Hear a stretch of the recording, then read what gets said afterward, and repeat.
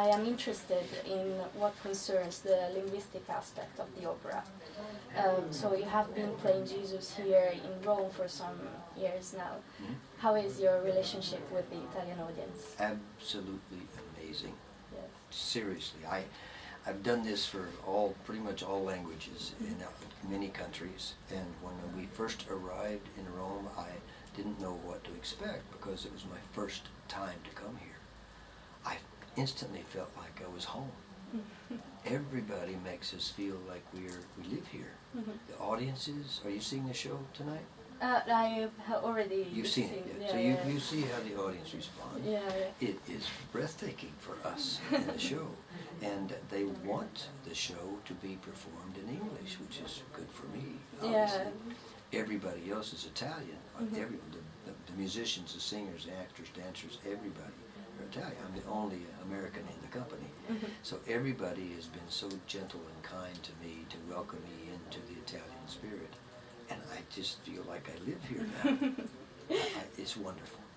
So even though the show is in English, you feel a spiritual connection with the Italian audience, Oh, there's right? no question. And that they want it in English because that was the original language that the opera was written, was in English. And it's done, it's been done. The reason I came here was they invited me to celebrate their 20th year of doing the show, 20th anniversary, and they wanted me to be in that particular production. And I was supposed to be here for maybe 4 weeks rehearsal and 6 weeks of the show. That was 2014. And we just entered the 4th year, you see. So what I'm saying is, the reason I'm still here is because the Italian audience appreciates this show so much. And in your opinion, what is the key to break the linguistic barrier? Absolutely music. Music, I believe, is the language of the world. And when you say a linguistic barrier, everywhere I go here in Italy, whether it's out on the street, when I'm on the street, I hear a lot of guys playing accordion, you know, and people singing on the street in Italian. But when I go into restaurants or stores, they're playing either English or American music all the time.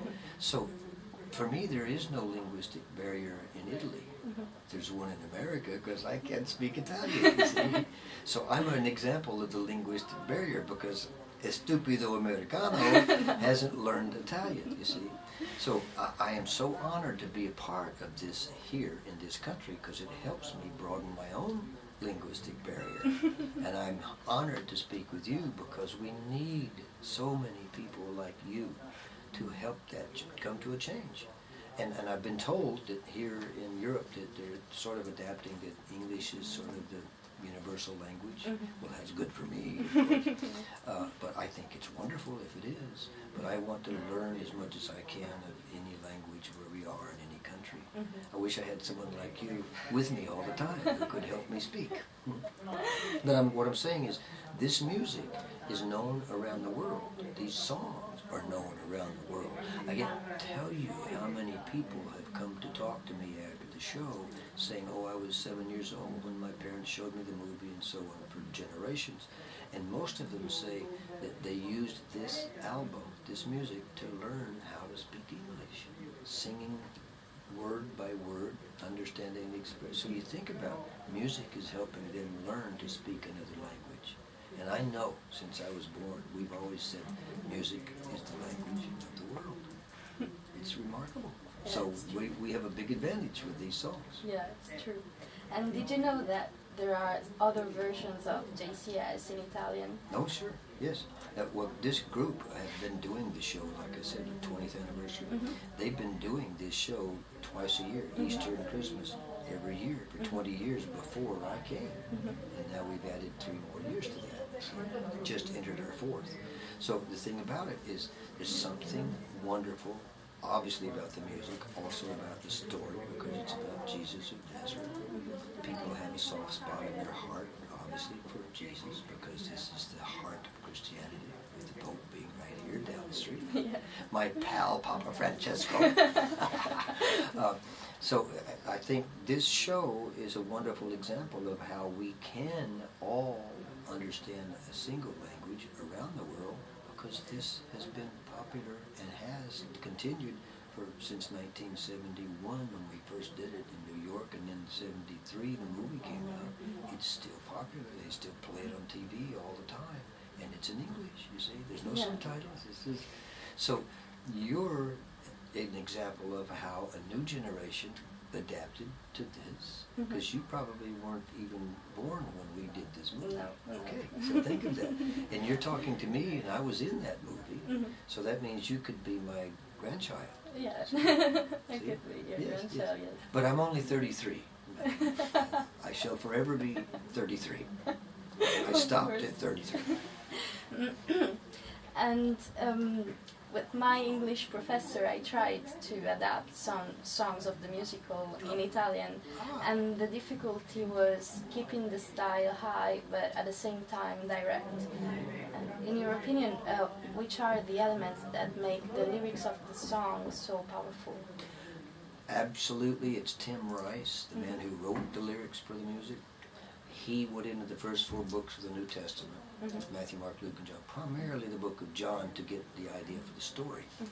And then he translated that into his own English language, because they're both from London, in a very, shall we say, subtextual street language, so that it would, at the time, because it was in the 70s, and certainly that was a time of hippies in America, so he wanted to have it a street language that everyone could understand. For example, there's a line that Caiaphas, the high priest, says about Jesus. He says, "One thing I'll say for him, Jesus is cool." And I'd never heard that before. Anybody said Jesus is cool? That's cool, so to speak, you see.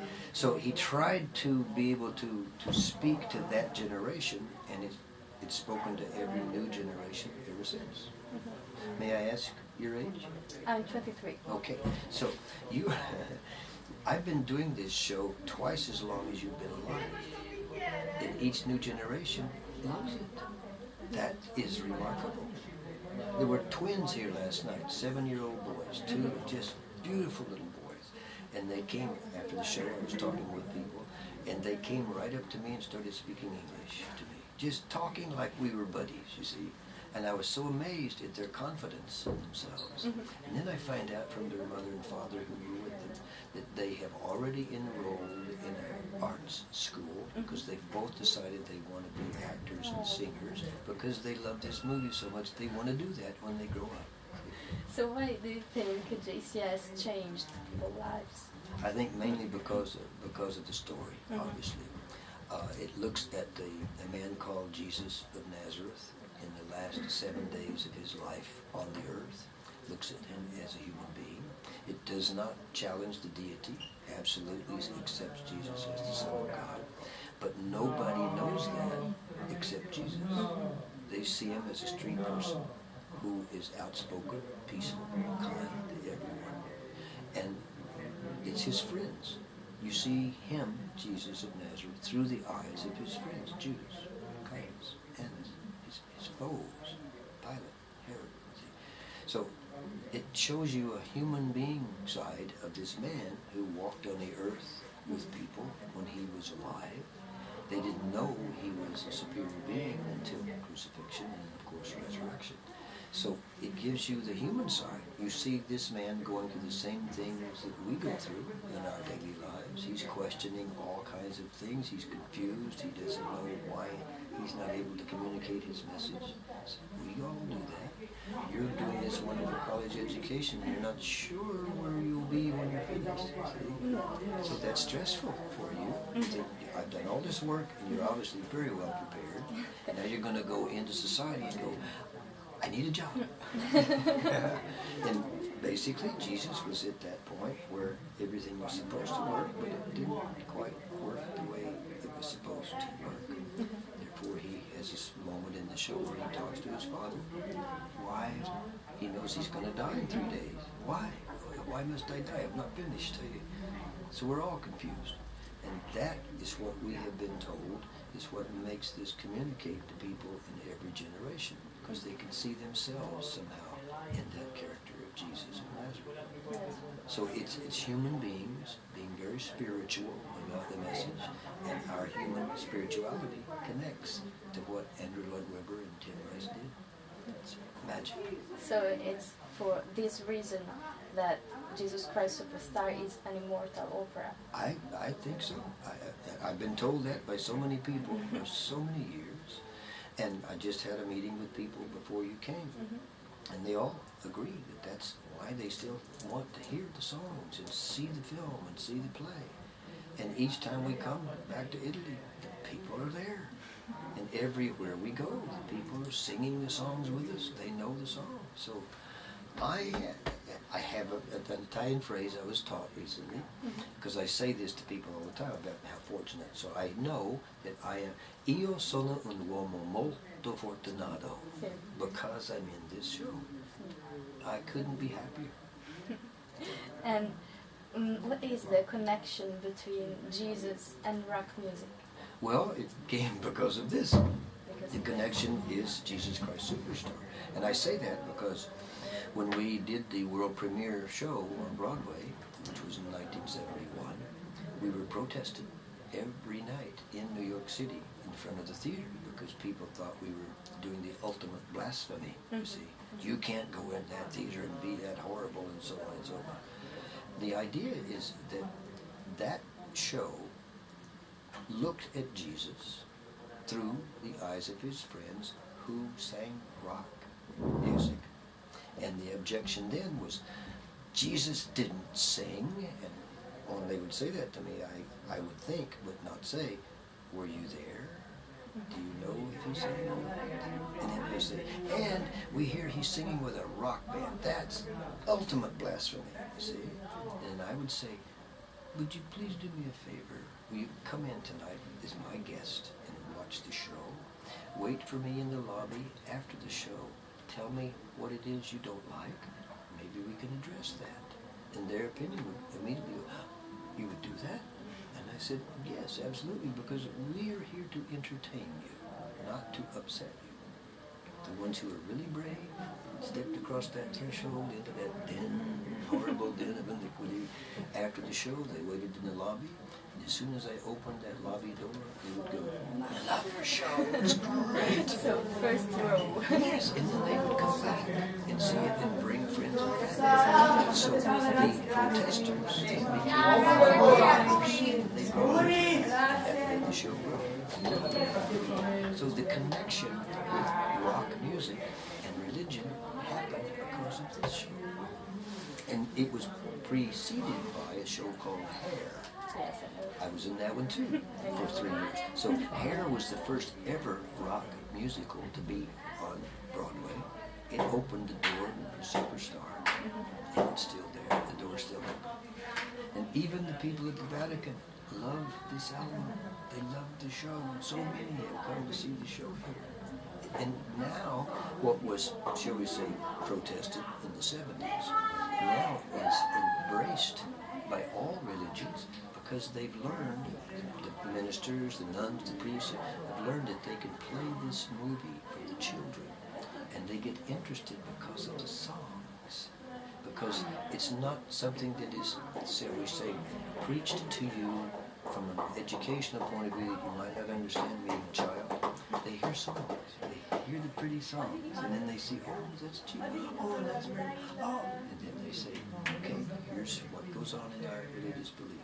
So everybody is happy about this show now, especially me, because I get to do it. But everybody who comes to see it connects their spiritual belief. And there's many people who are atheists who love this show, you see. So it connects the human spirituality, one with another. And then whatever your faith is, that expands into your own faith. And you can celebrate the idea of Jesus of Nazareth as opposed to maybe be frightened of it. So we sing, Hosanna, you know, it's a celebration. But you do see in the show the horrible things that go on too, you see. But it's still, even the horrible stuff has great music that's played under it. and there's no need of any languages. No, there's not a word. We have spoken words, but it's actually words that were written for the songs that some of us have chosen to speak just a dialogue. Like there's one line that I say to Pontius Pilate. He says, are you king of the Jews? And my response is, your words, not mine. That's a, you know, that's the only real line that's spoken. Everything else is sung. So it's all music. It's a rock opera. The first one ever to be made into a movie, and it still works. Thank you very It's my much. pleasure, sweetheart.